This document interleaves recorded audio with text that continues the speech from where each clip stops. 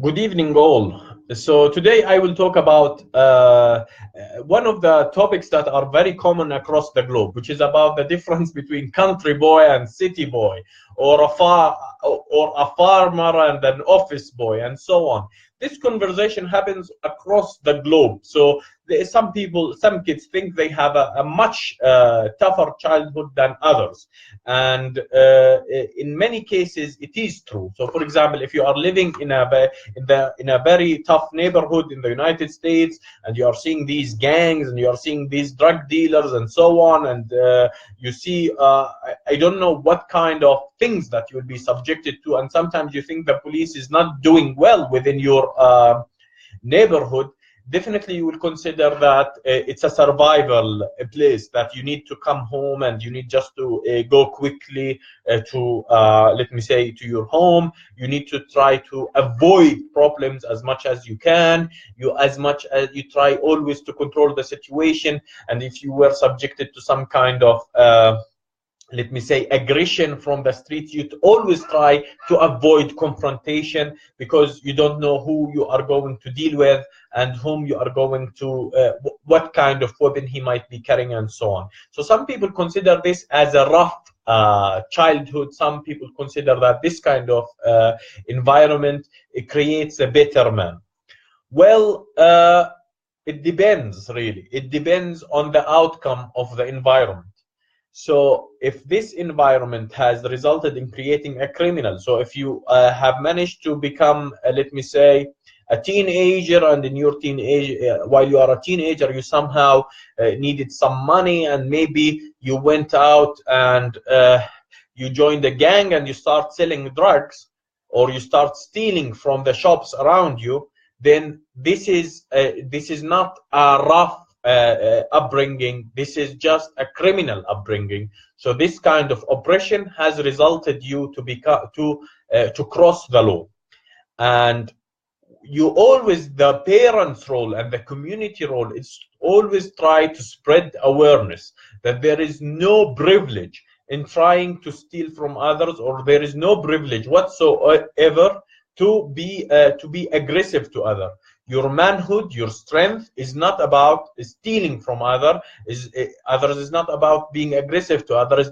Is not about let me say, is not about trying to show that you manage that you somehow you can cross the law, or you can overcome the law, and so on.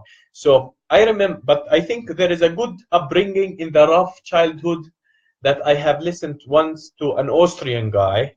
So he showed me his hands. He told me, you see these hands? And he had a rough voice and so on. So I meet these guys and I know how they think. So they spend half of their life, let me say, on farm, or we spend half of our life in the farm. So he wants to tell you, and I have seen them. I have seen farmers in England. I have seen farmers in Austria, and many of them become businessmen, and many of them, they just want to show you that we have been fighting for life, and this kind of soft hands, they are not going to to work in this life. You will be always losing against the tough guys.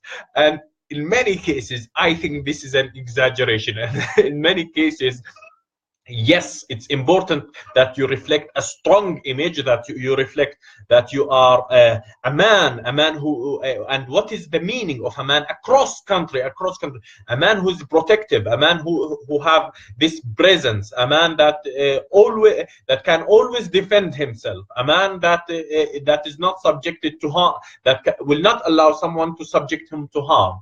But somehow, if this noble idea of bravery and strength crossed the limit of bravery and strength to the level of aggressive behavior towards others, then you have crossed the manhood definition to become some kind of outlaw individual. So I understand that these businessmen, when they come and tell you you have soft hands, and most of them are straight guys, and some of them are not, but most of them are straight guys, and they just say, hey, what's the price? And they always ask in a, let me say, aggressive way. They use a tough voice. They use a power stand, and they confirm their position, which is fine, which is good. But sometimes they are just so stubborn, they can't listen to an argument. And sometimes they just keep pushing that everything in life is a fight. And this kind of behavior really becomes difficult to manage, especially if there is a disagreement and there is a common thing in place. So it's about your upbringing, it's about the environment. Country boy or city boy, it really depends whether you really reflect this. It's okay if you reflect this strong image, our strong man. I will not allow anyone to let me say cross my borders, or I will not allow anyone to beat me, or I will always be there and I will defend myself to the last let me say to the last second or whatsoever. That's good. But when it comes to aggressive behavior, when it comes to crossing the law, when it comes to crossing let me say crossing normal boundaries, so you are becoming in the criminal place. And in the criminal place, especially if you are a teenager, and it's very rare case, like I don't see much, like to be honest, I did not see much in the from this kind of let me say this rough kind of bullies, or a kind, I did not see. I really traveled a lot and I did not see much of them as they are reflected in the movies. So I think we have more in our society than what we also, I don't think we have many bullies, but we might have more aggressive behavior, and I see this behavior is declining. The thing is, it's about the ability to express your feelings, the ability to express yourself in a proper channel and in a way that can always be understood by others.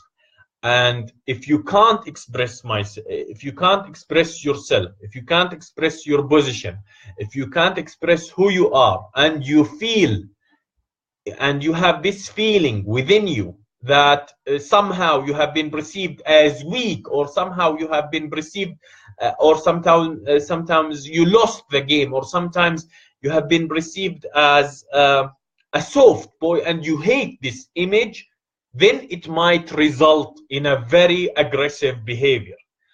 And it's about allowing the person to express himself, and to express himself in a way that can help him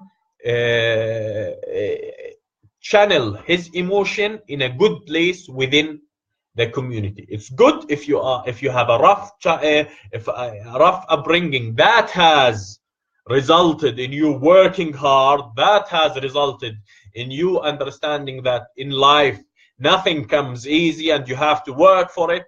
But it's very bad if you have a rough upbringing and you end up stealing from others, you end up selling drugs, or you end up doing something that is highly illegal, and you are harming the society. So what we like about rough upbringing, that it tells you that life is hard, you have to be up for it.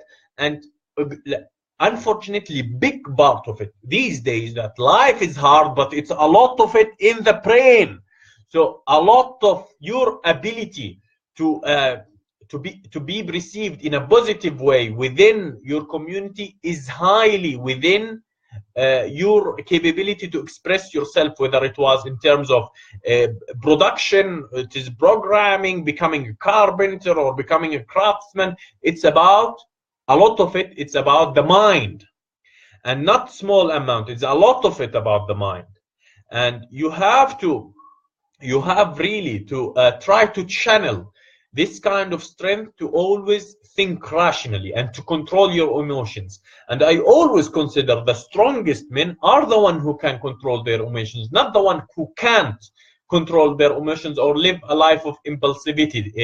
If I may say impulsivity, suddenly he wants just to act, suddenly he wants to aggressive. So you have to be able to control yourself, and part of the ability to control yourself is associated with your way of expression.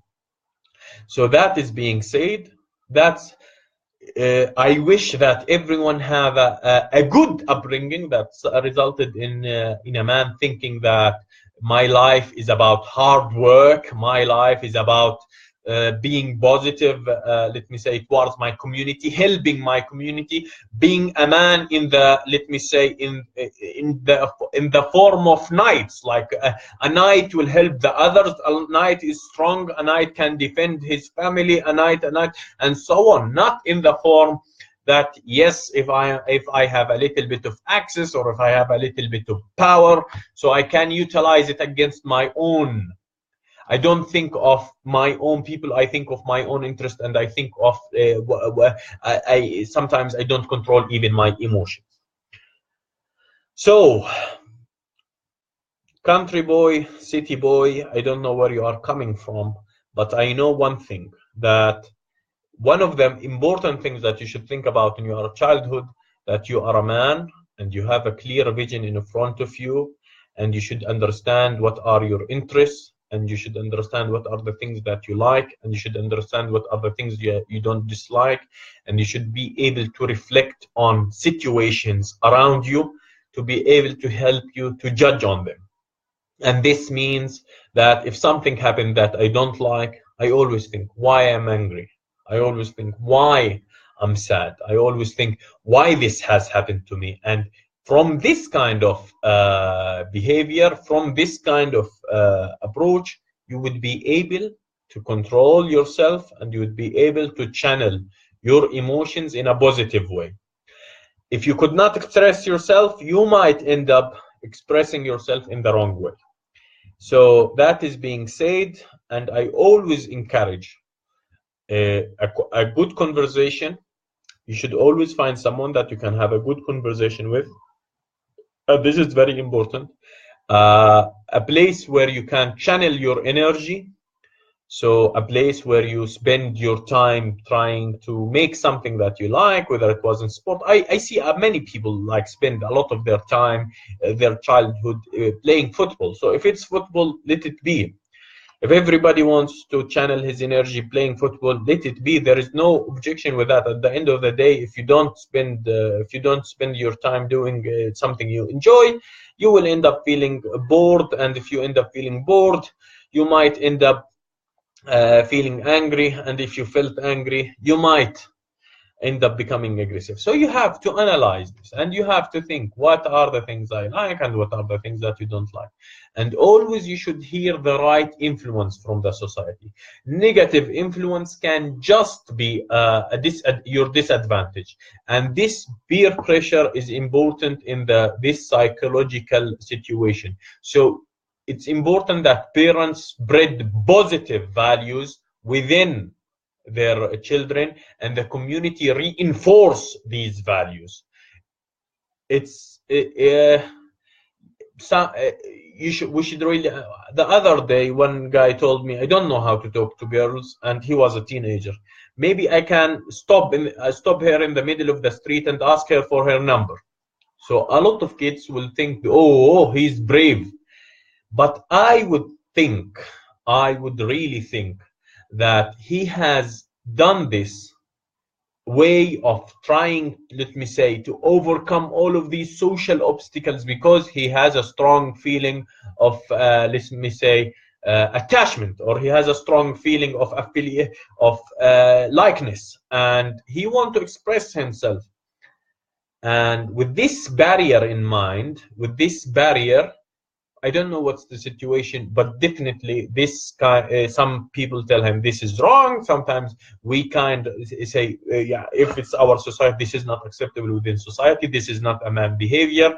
And so I am the kind of guy who did not really had a, let me say, if I may say, had a companion, a lady companion from the university for 5 years, and in a time where everyone has companions. So you can utilize religion and social norms on looking at things and tell them this is wrong, does not reflect your image, and does not reflect who you are. Or you can be a little bit flexible with how people let me say, behave and how people might behave. I don't have an answer for it. And if there is an answer, it should be acceptable by the society.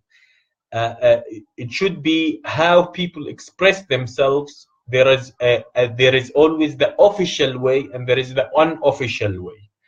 And it's somehow it's better if we have a life where everyone can do one thing. It does not have to do something that is accepted by society and something that is not accepted by the society. It would be always better if we can find ways where our emotional expression happens within an acceptable range of our society. How this will happen, I have no answer, but I understand that conversation and dialogue is fundamental part of it.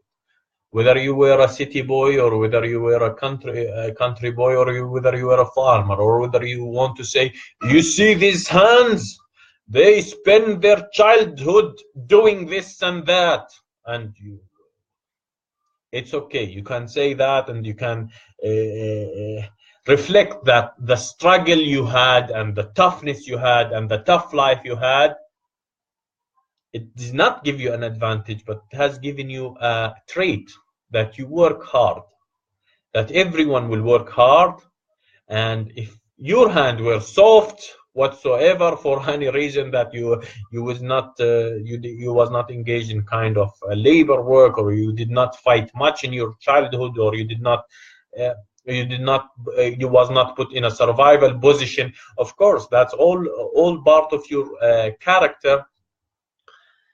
You might consider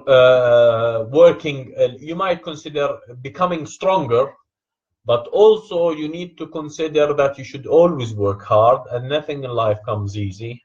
And regardless where is your background coming from, and how you prove yourself as a man, by proving that you are brave, by proving that you are strong, but by proving that you can care for your family and you can care for your society.